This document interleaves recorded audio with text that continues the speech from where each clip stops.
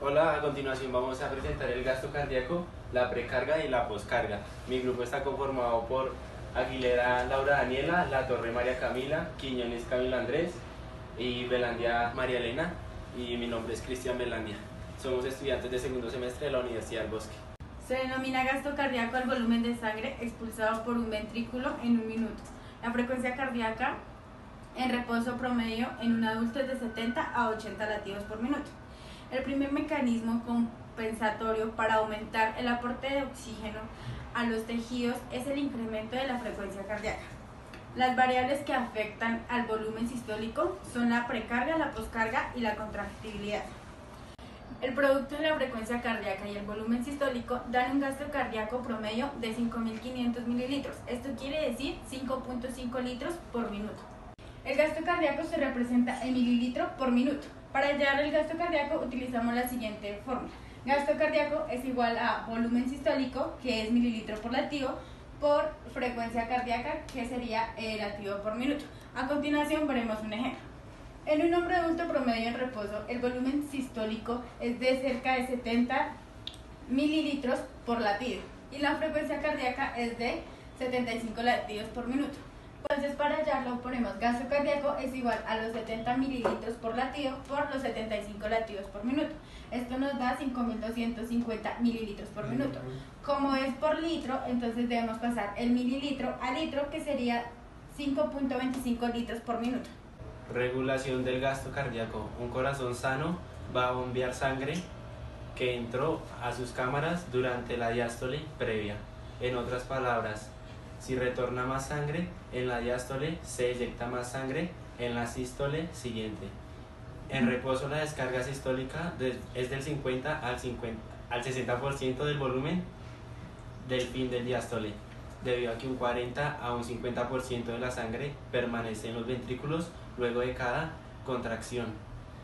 3 factores regulares el volumen sistólico. Asegurar que los ventrículos izquierdo y derecho bombean el mismo volumen de sangre. El primer, precarga, el grado de estiramiento de un corazón antes de que comience a contraerse. El segundo es contractilidad, la fuerza de contracción de las fibras musculares ventriculares individuales. Y el tercero, poscarga, la presión que debe ser superada antes que la eyección de la sangre de los ventrículos pueda producirse. En cardiología, la ley de Frank Starling establece que el corazón posee una capacidad intrínseca de responder a volúmenes crecientes de flujo sanguíneo, es decir, cuanto más se llena de sangre un ventrículo durante la diástole, mayor será el volumen de sangre expulsado durante el subsecuente contracción sistólica. La carga es una medición o estimación del volumen ventricular al final de la diástole y depende del estiramiento del músculo cardíaco previo a la contracción.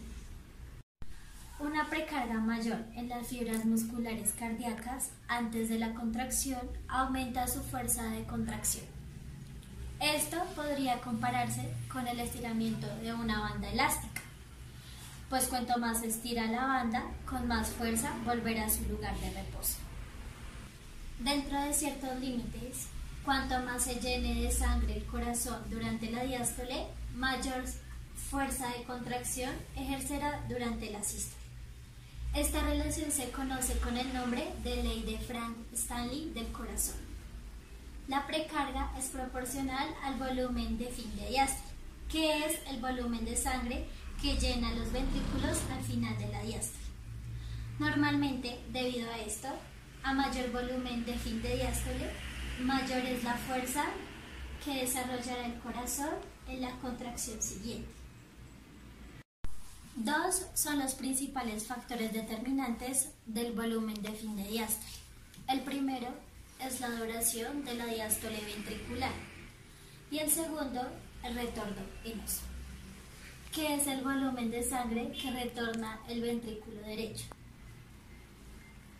Cuando aumenta la frecuencia cardíaca, la diástole se acorta. Menor tiempo de llenado significa menor volumen de fin de diástole. Y los ventrículos se contraen antes de estar llenos. Por el contrario, cuando aumenta el retorno venoso, llega un mayor volumen de sangre a los ventrículos y se incrementa el volumen de fin de diástole.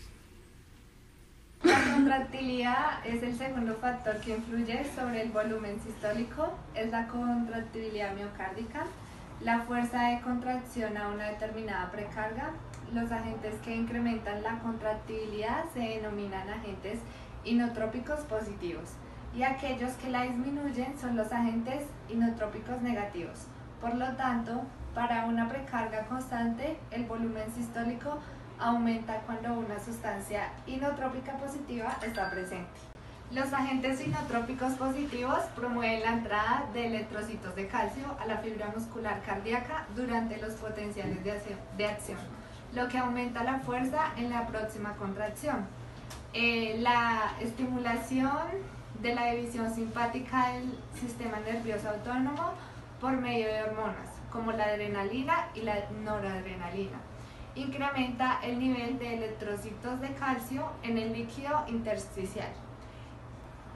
Y los digitalíticos poseen efecto inotrópico positivo. Por el contrario, la inhibición de la división simpática del sistema nervioso autónomo, la anoxia, la acidosis, algunos anestésicos y el aumento de los niveles de potasio en el líquido intersticial tiene efecto inotrópico negativo.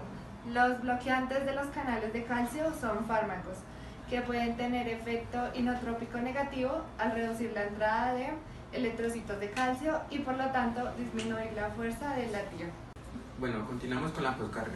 La poscarga es la eyección cardíaca de la sangre, comienza cuando la presión en el ventrículo derecho excede la del tronco pulmonar, alrededor de 20 milímetros de mercurio, y cuando la presión en el ventrículo izquierdo excede la de la aorta, son 80 milímetros de mercurio. En ese punto, la presión elevada de los ventrículos hace que la sangre empuje las válvulas semilunares y las abra. La presión que debe sobrepasarse para que una válvula semilunar pueda abrirse se denomina poscarga. El aumento en la poscarga causa disminución del volumen sistólico, por lo que queda más sangre en el ventrículo al finalizar la sístole. Bueno, la poscarga se encuentra la hipertensión, que es la incrementación de la tensión arterial, y la disminución del calibre de las arterias por aterosclerosis. Como se vio, el gasto cardíaco o volumen minuto depende de la frecuencia cardíaca y el volumen sistólico. Los cambios de la frecuencia cardíaca son importantes en el control a corto plazo del volumen minuto y la tensión arterial. El nodo sinoauricular inicia la contracción y librado a su accionar establecería una frecuencia cardíaca de 100 latidos por minuto. Sin embargo, los tejidos requieren diferentes flujos sanguíneos de acuerdo con las diversas condiciones. Por ejemplo, durante el ejercicio, el gasto cardíaco aumenta para proporcionar a los tejidos activos mayores a los niveles de oxígeno y de los nutrientes. El volumen sistólico puede disminuir si el miocardio ventricular está dañado o el volumen sanguíneo disminuye por hemorragia. En estos casos, los mecanismos homeostáticos se encargan de mantener un gasto cardíaco adecuado por medio del aumento de la frecuencia cardíaca y la contractilidad. Entre los numerosos factores que contribuyen a la regulación de la frecuencia cardíaca, lo más importante son el sistema nervioso autónomo y las hormonas liberadas por la médula suprarrenal, que son la adrenalina y la noradrenalina. Bueno, comenzaremos con la regulación autónoma de la frecuencia cardíaca. El centro cardiovascular del lóbulo raquídeo es el principal sitio de regulación nerviosa de la actividad cardíaca.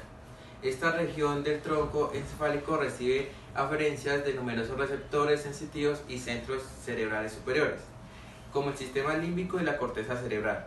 El centro cardiovascular regula la función cardíaca por medio del aumento o de la disminución de la frecuencia de descarga de impulsos nerviosos en los ramos simpáticos y parasimpáticos del sistema nervioso autónomo. Los impulsos nerviosos parasimpáticos llegan al corazón por medio de los nervios vagos, derecho e izquierdo.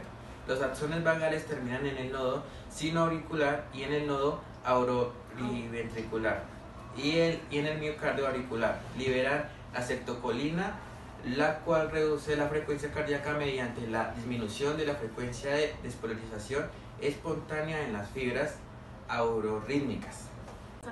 Como solo unas pocas fibras parasimpáticas inervan el músculo ventricular, los cambios en la actividad parasimpática tienen poco impacto sobre la contractibilidad ventricular. Regulación química de la frecuencia cardíaca.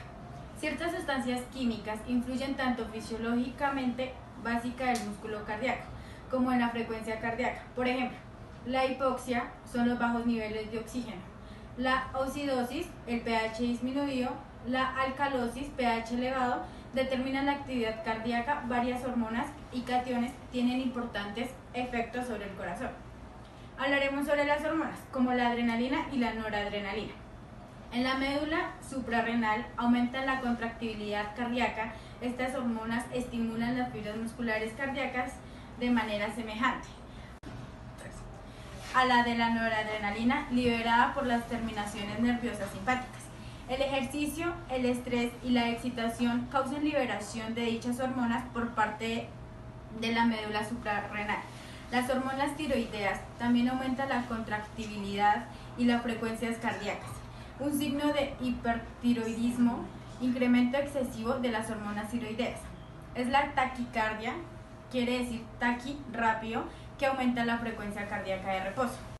También tenemos los cationes, puesto que las diferencias de la contracción de los distintos cationes, tanto intracelulares como extracelulares, son cruciales para la producción de los potenciales de acción en los nervios y las fibras musculares.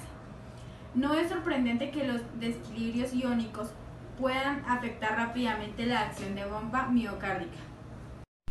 Y bueno, muchas gracias por su atención. Espero que el video les sirva, les ayude a reforzar sus conocimientos. Y nada, gracias.